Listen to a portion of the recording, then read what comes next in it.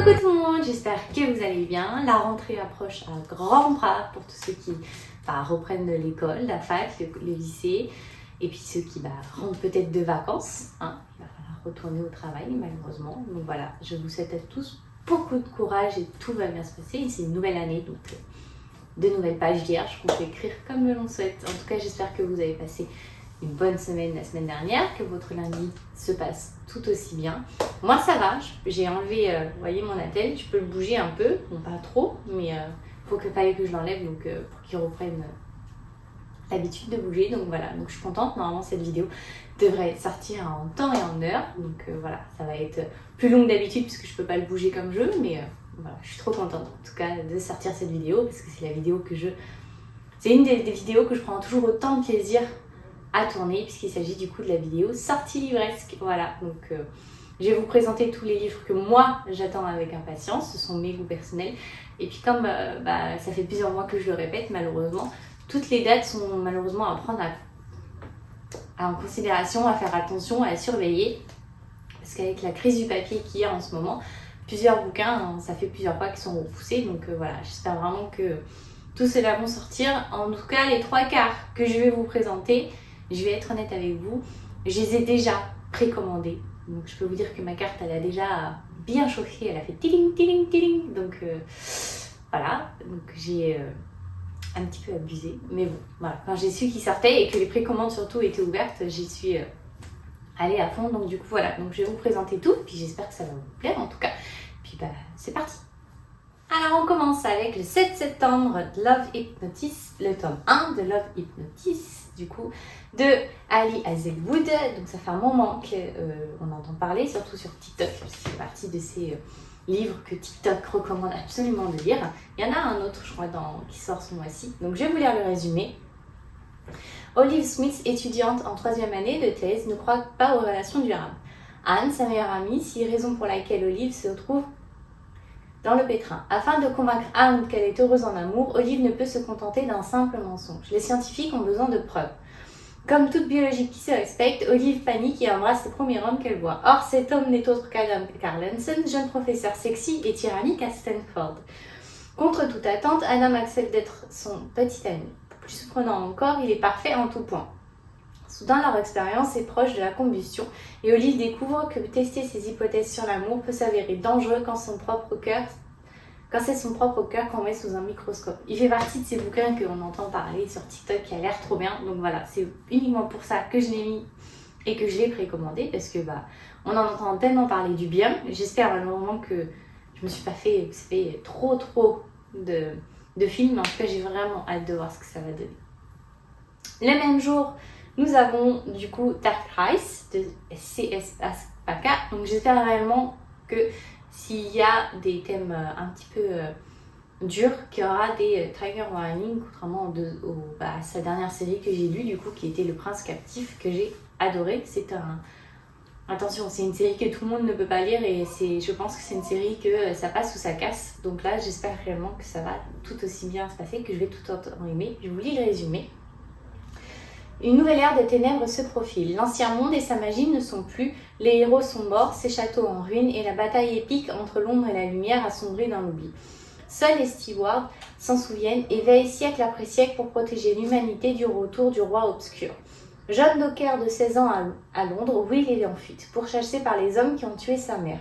Lorsqu'il apprend que sa destinée est de rejoindre les stewards, Will se retrouve brusquement plongé dans leur monde de magie et de légende, où il commence un entraînement rigoureux, en vue de jouer un rôle déterminant dans la bataille qui s'annonce contre l'obscurité. Les jeunes descendants des combattants des deux camps n'ont d'autre choix que d'investir leur rôle qui leur est destiné. Celui de Will sera de se tenir aux côtés du dernier héros de la lumière pour empêcher la destruction de ce monde. Ça a l'air trop bien. Une bataille contre le bien et le mal, la lumière et l'ombre. C'est toujours trop bien, surtout si c'est très bien écrit. Donc j'espère réellement que ça va être un pur bonheur et un gros coup de cœur. Le 7 septembre aussi, et lui ça fait un moment que j'attends qu'il sorte en français. Il s'agit de Fable, tome 1, L'aventurière des mers. La couverture, soyons honnêtes, est magnifique. C'est un pur bonheur de la regarder, elle est juste mystérieuse, tout y est. mystérieuse, aventurière. On ne sait pas ce qui s'y passe, on se noie sans difficulté dedans. Donc j'espère réellement qu'il va être juste génial. C'est Rajo qui le sort. Donc je vous lis le résumé.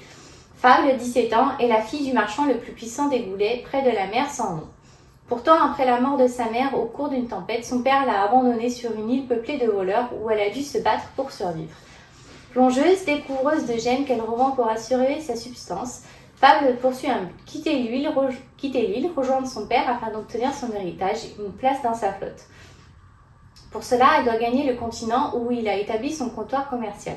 Elle fait appel à West, le jeune capitaine d'un navire marchand, le Marigold, qui accepte de l'emmener. Mais une fois à bord, alors qu'elle doit faire ses preuves et être acceptée par l'équipage, elle découvre que West et son navire ne sont peut-être pas ce qu'ils paraissent être. J'adore, j'ai trop hâte. Honnêtement, ça a l'air... Voilà, c'est... Je pense que cette rentrée littéraire va être très, très, très bien. Avec des très belles surprises, beaucoup de cœur, j'espère. Honnêtement, je croise les doigts pour certains parce qu'on entend que du bien, donc j'espère que ça va être juste un petit bijou cette rentrée.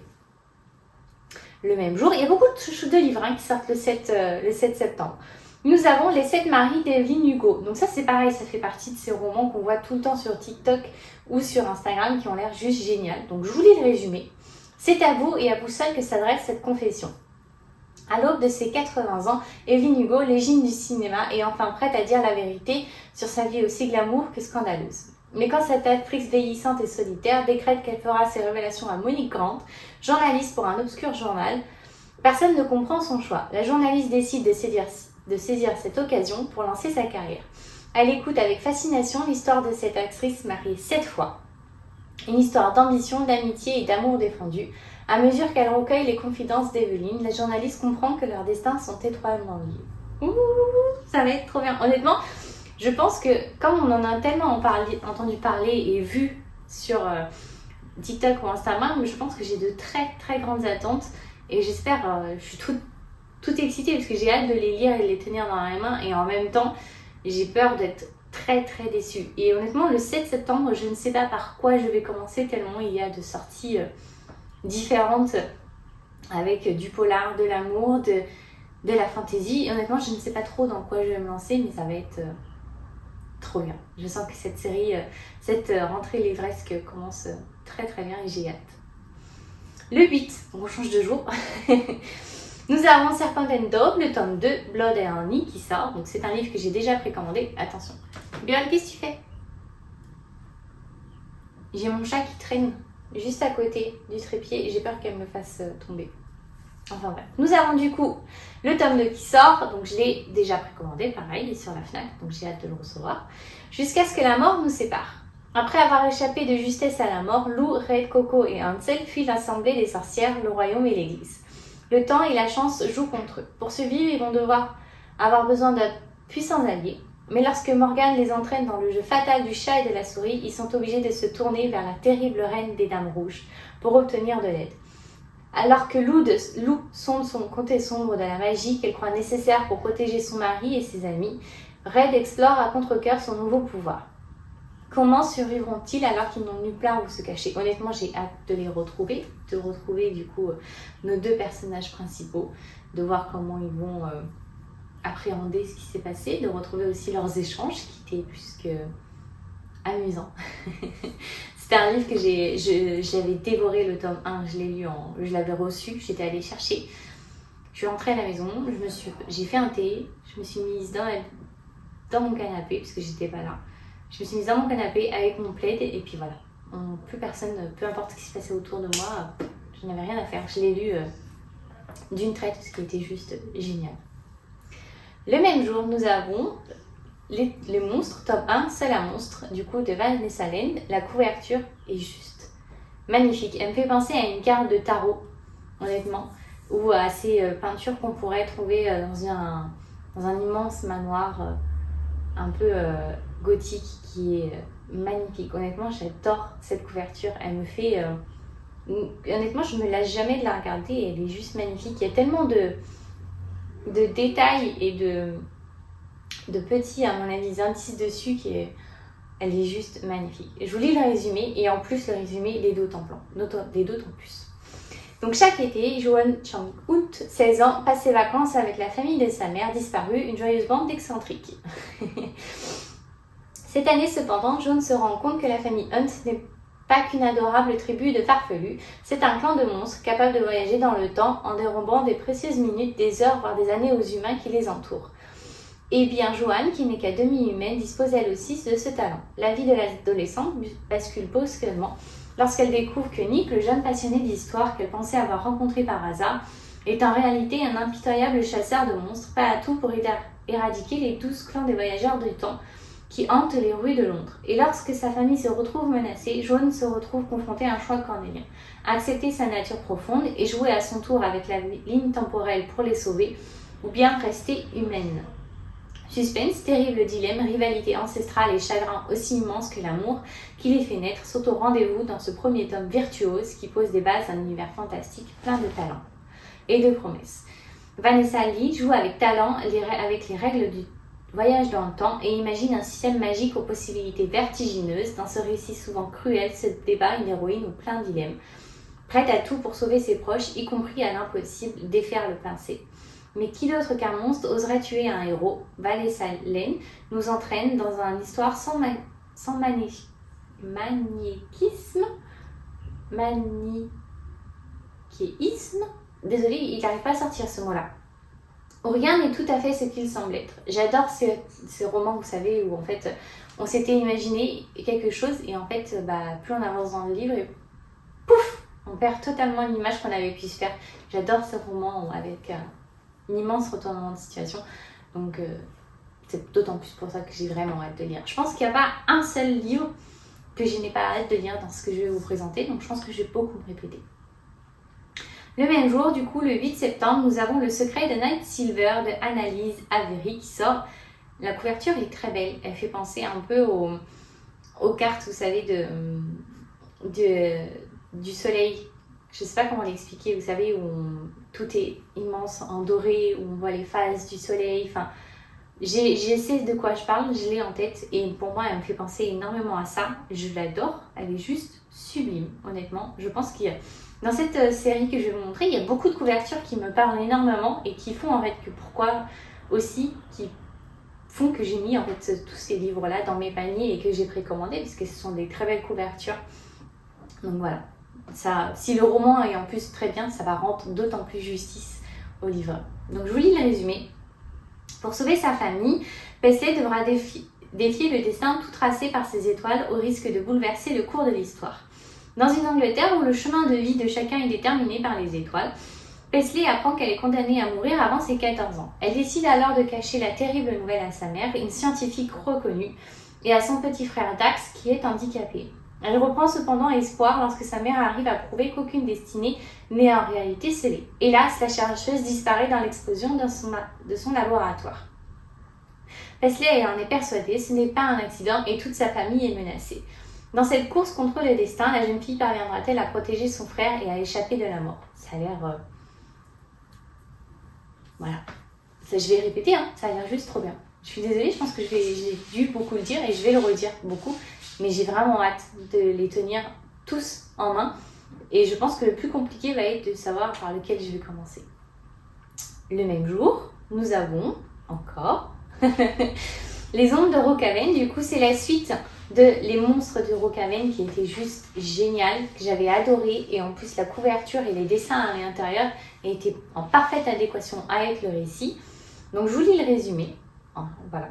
Je pense que voilà. Bref, je me répète, je le sens. Mirabelle vit dans un manoir isolé et étrange au sein d'une drôle de famille. Chacun de ses membres possède un pouvoir et ou une caractéristique bizarre qui font d'eux aux yeux du reste du monde des monstres. Scrat et Oni restent cachés en autarcie, loin de la civilisation. Mais la routine du manoir de Rookhaven va bientôt être chamboulée car voici venue l'heure de la grande configuration. Cet événement exceptionnel, qui n'a lieu qu'une fois par siècle, réunit des monstres venus des 4 coins du globe au sein du foyer de Mirabelle. L'ambiance pourrait être festive si un traître ne s'y cachait pas au sein de nombreux invités. Une histoire de trahison avec des monstres. J'adore. Et honnêtement, le tome 1 était juste génial parce que du coup, il nous montrait que finalement, ce on pensait tout le monde pouvait penser en fait pour des monstres, ce qui sont censés être les grands méchants de l'histoire, en fait, et ben, étaient pour moi les plus humains qu'on avait vus dans cette histoire-là. Et j'aime beaucoup ces romans en fait où toutes nos certitudes ou tout ce qu'on peut penser en fait est remis en question. Donc voilà, j'ai vraiment hâte de lire, lui aussi. Désolée. Le 9 septembre, nous avons Emily Carlisle, Le Masque de la Lune. Le Masque de Lune. La couverture est assez intrigante, honnêtement. Elle fait penser à une photo et en même temps, on a l'impression que c'est dessiné. Les lunes que l'on voit sont juste magnifiques. C'est impressionnant le travail qui a été fait. Donc, je vous lis le résumé. C'est une histoire, c'est Inceptio. Donc, c'est souvent il y a des polars. J'ai vu souvent, surtout des polars chez eux. Et en fait, celui-ci est un peu... en fait, on voit deux histoires reliées. Enfin, je vous lis le résumé. 1998, lors d'un stage universitaire, Emmeline Carlisle découvre un vieux pendentif lors d'une fouille archéologique en Russie. Prise de passion pour le mystère qui l'entoure, elle rejoint les lieux de recherche et y rencontre Sona, jeune et séduisante archéologue russe. 1920, Natsia, suite à son mariage, quitte sa grande ville natale pour le domaine reculé de son époux Roman. Le bonheur du jeune couple est cependant troublé par une ombre rôdant dans les environs, une ombre masque de lune. Près de 80 ans les séparent, et pourtant leurs destins sont étroitement liés, et quand le passé s'immisce dans le présent, l'aventure pourrait bien prendre un tournant bien plus qu'inattendu. C'est deux destins qui sont liés dans deux époques différentes, et souvent c'est des romans, surtout s'ils sont très bien écrits, qui sont juste majestueux. Donc j'espère vraiment que je vais pas m'y perdre, parce que j'en ai lu un dernièrement où je m'y suis complètement perdue, j'ai pas tout suivi, il a fallu beaucoup de temps. J'ai dû le relire plusieurs fois, donc j'espère réellement pouvoir me plonger dedans avec délicieuse lecture et que ça va être juste génial en fait. Le 14 septembre, nous avons Grace and Fury, le tome 2, La Reine des Ruines, excusez-moi. Donc, je vous lis le résumé. Le coup d'état mené par Asa était une réussite. Ce dernier a pris la tête du royaume. En danger de mort, Nomi est renvoyée sur le monde de destruction où sa sœur Serena est détenue. Espérant la retrouver saine et sauve, ses espoirs s'effondrent là-bas. Une révolution de femmes prisonnières gronde et leur leader n'est autre que la douce et docile Serena. Depuis leur séparation, beaucoup de choses ont changé entre les deux sœurs et les objectifs de chacune se recroisent lors de leur retrouvaille. Elles doivent mettre un terme au règne d'Asa. Or, Nomi est la seule à savoir comment faire. Séparées par choix cette fois-ci, Nomi et Serena devront trouver le moyen de raser le monde qu'elles ont toujours connu pour y bâtir la place d'un avenir meilleur. J'adore. Franchement, j'ai juste hâte de m'y plonger. Le même jour, normalement, il y a Crescent City, le tome 2 qui sort, La Maison du Ciel et du Souffle. Donc je vous lis le résumé. Brice Kinlan et Hunt Atlar essayent de revenir à la normale. Ils ont peut-être sauvé Crescent City, mais avec tous les bouleversements qu'ils ont connus ces derniers temps, il va surtout pouvoir se détendre, ralentir, voir ce que l'avenir leur réserve. Les Astéries ont tenu parole jusqu'à présent, laissant Brice et Hunt seuls. Mais avec les rebelles qui réduisent le pouvoir des Astéries, la menace que représentent les souverains s'accroît. Alors que Brice, Hunt et leurs amis sont entraînés dans les plans des rebelles, le choix devient clair. Rester silencieux pendant que les autres sont opprimés ou se battre pour ce qui est juste. Ils n'ont jamais été très doués pour rester silencieux. J'ai hâte. Je pense que ça va être une grosse brique, parce que déjà le tome 1, à mon avis, voilà, il devait être gros comme ça. Donc à mon avis, ça a été une aussi grosse brique, donc ça va être un bon roman. De toute façon, déjà, c'est Sarah Dumas, donc ça ne peut être que bien. Honnêtement, je n'ai jamais été déçue par elle. Le 15 septembre, nous avons La Voleuse de ballons qui sort. Je vous lis le résumé. Dans un monde divisé entre les Kaedans et la caste dominante et les Harris oppressés, Kajin, 16 ans, arrive en âge de se marier. Mais la jeune fille est un esprit libre qui refuse qu'on lui impose comment vivre sa vie. Alors que son père lui trouve un prétendant, elle s'enfuit dans un ballon de volée. Le vent la dépose sur une terre inconnue chez un jeune homme apprenti souffleur de verre, Jacob, qui appartient à la caste des opprimés. Exploités depuis trop longtemps, les Harris brûlent d'une envie de vengeance. Et le leader de leur groupe terroriste, les Harifek, l'ont bien compris. Bientôt, une véritable révolution menace de tout éclater. Le monde de Kajika et Jacob et par la même occasion leur amitié. Un coup de magie illégale et d'invocation de puissants djinns, les rebelles gagnent du terrain. Nos héros vont devoir choisir dans quel monde ils souhaitent sauver et s'il s'agit du même. Ça va être, à mon avis, une très belle histoire d'amitié, à mon avis. Mais aussi, en fait, une histoire où chacun va devoir faire un choix, savoir exactement ce qu'il veut. Et voilà, j'aime beaucoup ce genre d'histoire-là. Et puis la couverture est plutôt belle. Elle fait très bande dessinée ou esquisse en fait d'un dessin. Donc c'est pour ça que je l'aime beaucoup. Le 15 septembre, nous avons une armée à moi seule, du coup, de Anthony Combressel. Honnêtement, c'est la couverture qui fait que je l'ai précommandée parce qu'elle est magnifique. J'en suis tombée amoureuse dès que je l'ai vue. Donc je vous lis le résumé. Là où tout se perd, nous nous retrouvons. Ce que les Cléo Constanza, 16 ans, n'avaient pas prévu en allant faire du babysitting, c'est le tueur fantomatique qui la pourchasserait sur le trajet de retour. Nick, elle serait sauvée in extremis par 3 personnes. Une fillette de 10 ans avec un masque de dinosaure et un fusil, une quadra taciturne et une vieille femme malvoyante aux mains recouvertes de bandelettes égyptiennes. 3 personnes qui pourraient être ses sosies. Et quand elle pensait que ça ne pourrait pas être pire, voilà qu'elle se fait écraser par une voiture et meurt sur le coup, avant de revenir à la vie comme si de rien n'était. L'existence entière de Cléo va être bouleversée, mais au lieu de fuir, elle est bien décidée à prendre en main son destin. Un voyage épique, une série de montagnes russes, un ascenseur émotionnel, une folle odyssée au bout du monde et au bout d'elle-même. Ça a l'air trop bien, honnêtement, et j'ai vraiment hâte de voir si c'est aussi bien que je l'espère. Parce que la couverture, honnêtement, c'est la couverture qui fait tout pour moi sur ce bouquin, parce que c'est uniquement à cause d'elle que j'ai acheté le livre. Donc on verra ce que ça donne. Le 22 septembre, nous avons, enfin, c'est un peu bizarre dit comme ça, mais ça fait un moment que je le vois sur Booknote, donc j'espère, j'attendais réellement qu'il sorte. Nous avons les Sables d'Arwaya, le tome 1, Chasseur de flammes. On en a aussi tellement entendu parler sur Insta et sur TikTok que j'ai hâte de l'avoir entre les mains. Donc je vous lis le résumé. Les gens vivaient parce qu'elles tuaient, les gens mouraient parce qu'ils vivaient. Zafira est la chasseuse, elle se déguise en homme lorsqu'elle brave la forêt maudite de Lars pour nourrir son peuple. Nazir est quant à lui le prince de la mort, assassinant tous ceux qui sont assez stupides pour défier son tyran de père, le sultan. Si Zafira est démasquée, sa nature féminine exposée, tous ses actes seront décriés. Il en va de même pour Nassir, qui sera brutalement puni par son père si celui-ci découvrait la compassion dont fait preuve son fils. Ils sont de véritables légendes dans le royaume d'Arwaya, mais aucun d'entre eux ne veut de cette gloire. Lorsque la menace d'une guerre grandit et que Lars étend son nombre de jour en jour, Zafira et Nassir sont envoyés chacun de leur côté récupérer un artefact perdu qui restaurerait la magie dans le royaume. Le fils du sultan est chargé d'une mission supplémentaire, éliminer la chasseuse. Mais au cours de leur voyage respectif, un autre mal terrifiant semble émerger et l'objet qu'il recherche pourrait s'avérer bien plus dangereux qu'il ne l'imagine. Ça a l'air trop bien, encore. Mais ouais, j'ai vraiment hâte de voir ce que ça va donner. Et puis, en fait, c'est que j'ai tellement d'attentes sur ce bouquin. J'ai vraiment peur, hein, parce que j'ai pas envie d'être déçue, mais en même temps, je me dis que ça ne peut être que bien du tout ce qu'on en entend parler. Et le 22 septembre, nous avons la suite d'un roman que j'ai tout aussi dévoré. Il s'agit de Inheritance Game, du coup le tome 2, Les héritiers disparus. Le tome 1 a été un pur bonheur, je l'ai dévoré, donc j'ai hâte de retrouver nos personnages, honnêtement, qui sont juste trop bien. Donc je vous lis le résumé. Que feriez-vous si vous receviez l'héritage d'un inconnu milliardaire convoité par ses funsureux petits-fils? Du jour au lendemain, Avery Carams est passée de lycéenne fauchée à milliardaire. Elle évolue désormais dans un monde foisonnant d'énigmes, de richesses infinies, de dangers, de secrets de famille et bénéficie d'une protection rapprochée.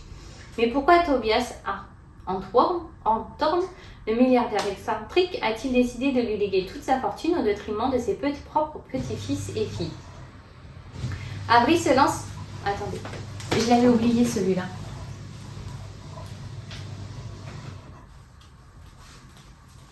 Hop là, j'avais oublié de le mettre en pause. C'est bizarre qu'on l'a pas entendu. Enfin bref. Alors j'en étais où? Mais pourquoi Tobias Anthorn, le milliardaire excentrique, a-t-il décidé de léguer toute sa fortune au détriment de ses petits-fils et de ses 4 filles? Avery se lance à la poursuite de la seule personne susceptible de répondre à cette question.